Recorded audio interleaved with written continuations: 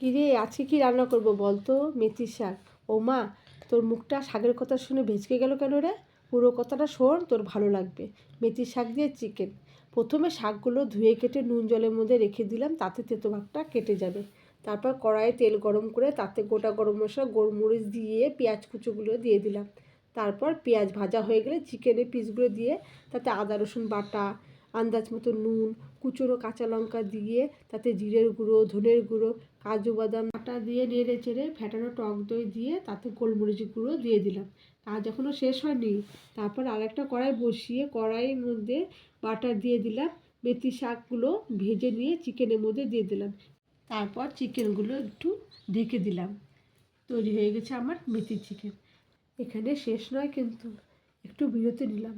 আবার আসবো একটু নতুন ভিডিও নিয়ে। তোমরাও রান্না করে খেয়ে দেখে বলো কিন্তু কেমন লেগেছে। ভালো লাগলে লাইক, শেয়ার, কমেন্ট, সাবস্ক্রাইব করতে ভুলো না কিন্তু।